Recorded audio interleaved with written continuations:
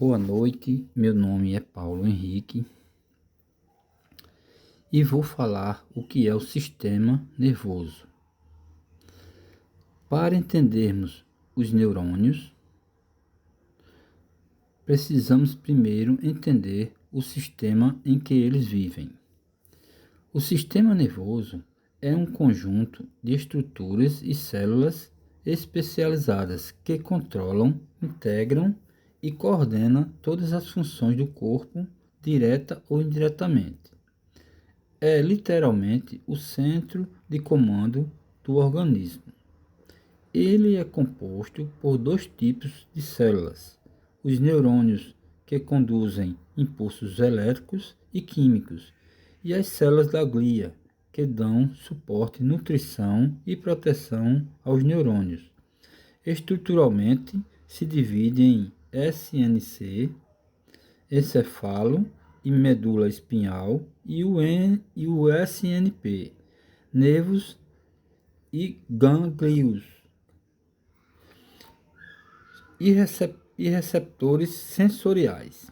Suas funções são diversas, que variam desde controlar movimentos voluntários e involuntários, passando por sensações como dor, calor e pressão, até funções superiores, como memória, aprendizado, emoção e regulação interna do organismo.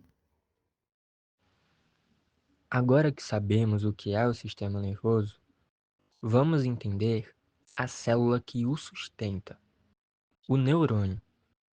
Sua estrutura é dividida em três partes principais. Primeiro, temos o dendrito, que eles são ramificações curtas que recebem estímulos de outros neurônios ou até de células sensoriais. É nas espinhas dendríticas que ocorrem a maioria das sinapses. Temos também o corpo celular, também chamado de soma ou até pericário.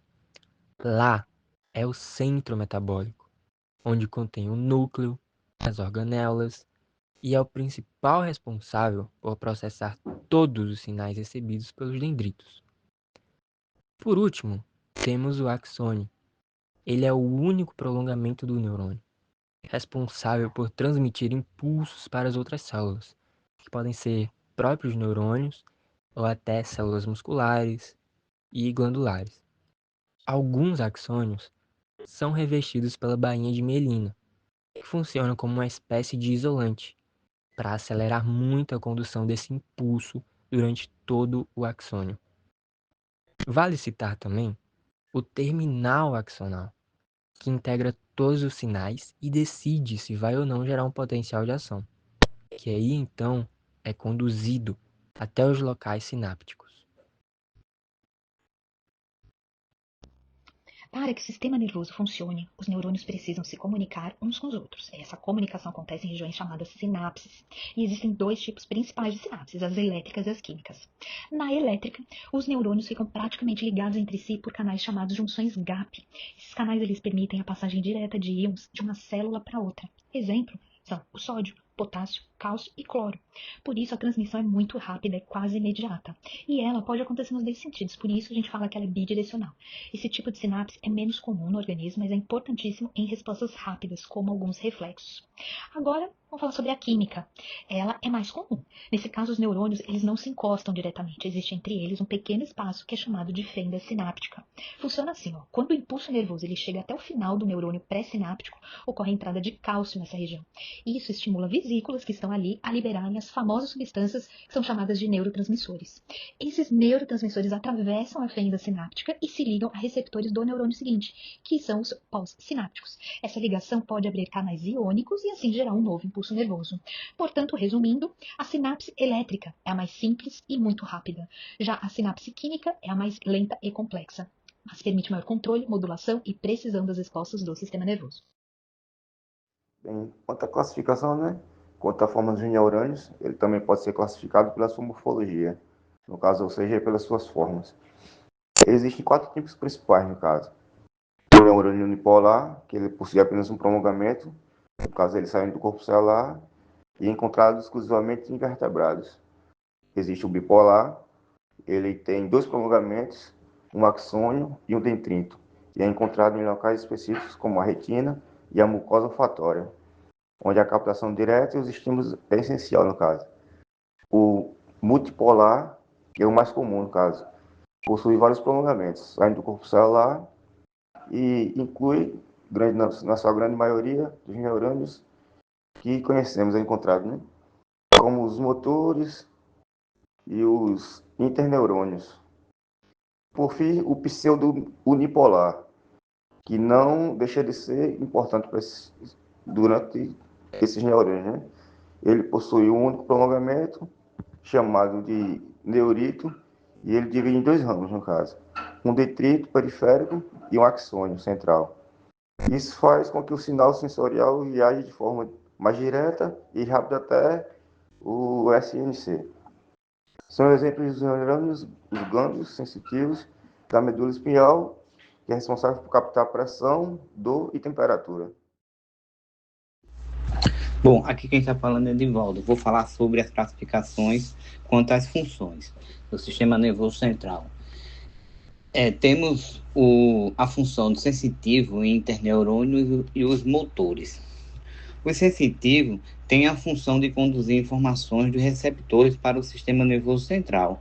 É ele que faz a captação dos estímulos da periferia, como temperatura, dor, pressão, tatos, luz, som e entre outros.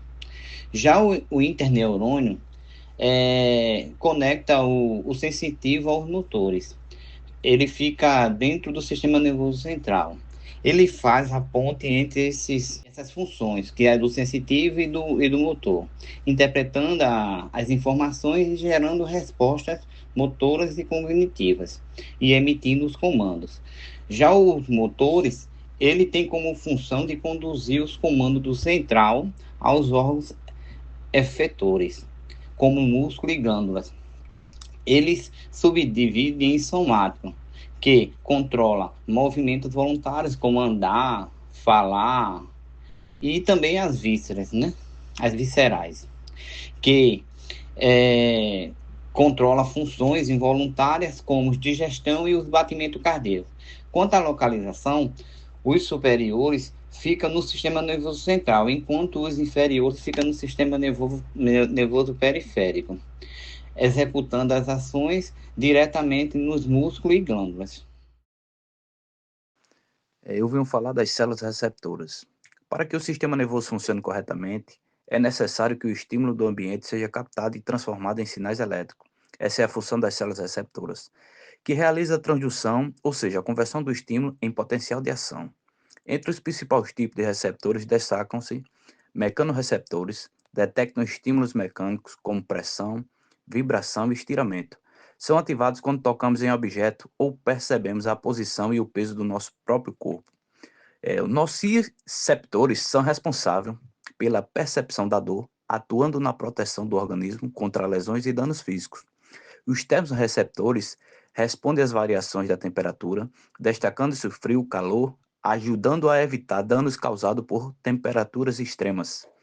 Quimioreceptores identificam substâncias químicas presentes no organismo, como níveis de oxigênio, O2, dióxido de carbono, CO2 e pH sanguíneo, além de participarem dos sentidos do olfato e do paladar.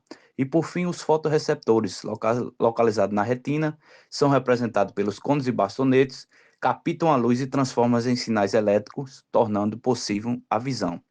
Todos esses receptores funcionam como a porta de entrada do sistema nervoso, sendo o primeiro elo da cadeia que produz o estímulo até a geração de uma resposta pelo organismo.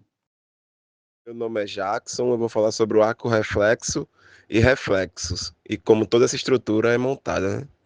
Receptores, neurônios sensitivos, interneurônios e motores.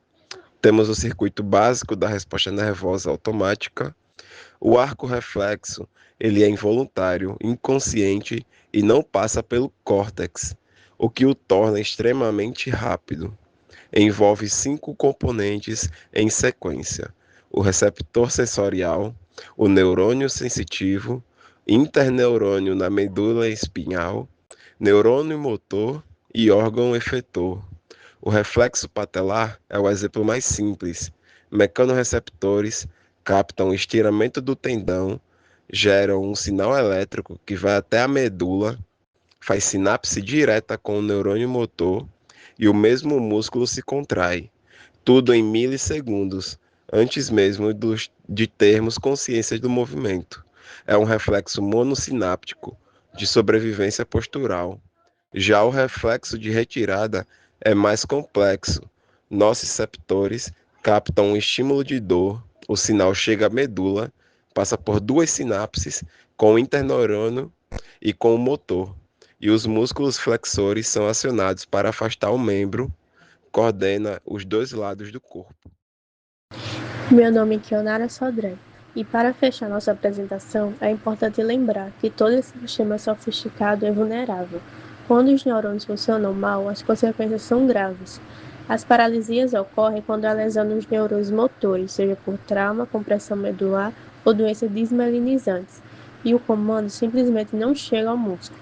A epilepsia resulta de descargas elétricas descontroladas e sincronizadas em grupos de neurônios, levando a convulsões. E as doenças neurodegenerativas, como Alzheimer e demências, provocam a perda progressiva e irreversível de neurônios, comprometendo memória, cognição e comportamento. Esses exemplos mostram que entender os neurônios não é apenas teoria, é a base para compreender, diagnosticar e tratar as doenças neurológicas na prática veterinária. Como conclusão, entendemos que cada tipo de neurônio exerce um papel específico, mas todos atuam de forma coordenada e complementar, sendo essenciais para todas as ações, percepções e funções superiores dos nossos pacientes e de nós mesmos. Contudo, mais do que uma rede estática, o sistema nervoso possui uma capacidade fascinante de se remodelar e criar novas conexões, fenômeno que chamamos de neuroplasticidade. É essa plasticidade que nos dá caminhos e esperança na fisioterapia e na reabilitação neurológica de animais que sofreram traumas ou AVCs. Por fim, compreender essa complexidade biológica reforça o conceito de saúde única. Afinal, ao desvendarmos o mistério do cérebro dos animais, estamos também compreendendo a nós mesmos. Proteger o sistema nervoso é, em última análise, defender a própria essência da ciência, do bem-estar e da vida daqueles que escolhemos cuidar.